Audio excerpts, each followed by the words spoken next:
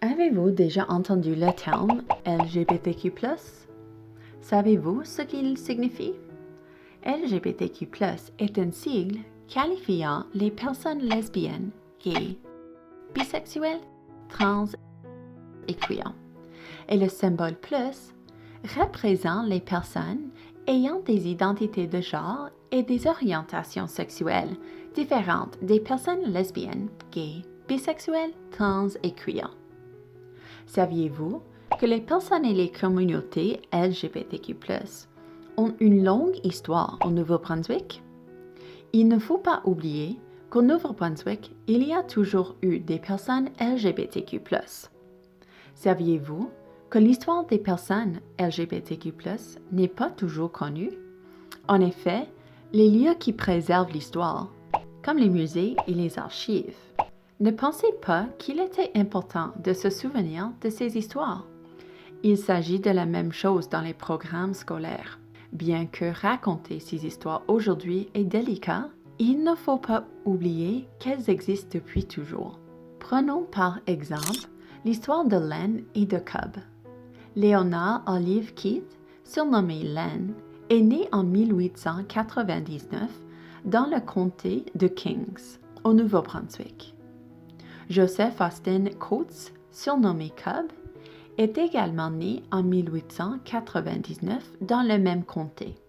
Étant photographe, Len prenait souvent des photos de choses qui étaient très importantes pour lui, ainsi que de son chéri Cub.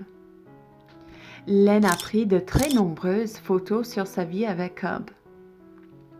Leur histoire d'amour peut sembler banale, mais dans les années 1900, c'était exceptionnel. Les photos prises par Len couvrent la période allant de 1905 à 1940, pendant laquelle la vaste majorité des Néo-Brunswickois n'acceptaient pas les personnes LGBTQ+. Ayant retrouvé ces photos dans les archives provinciales de Nouveau-Brunswick, Dusty Green a lui-même décidé de créer une collection d'histoires LGBTQ+, pour le Nouveau-Brunswick. C'est ainsi qu'il a créé en 2015 l'initiative du patrimoine queer du Nouveau-Brunswick.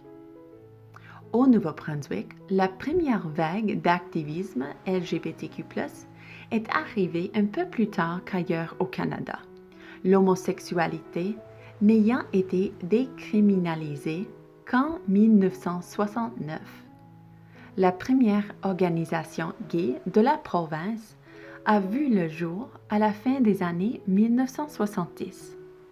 Et le premier bar gay, appelé Dance Tax, a ouvert ses portes en 1985.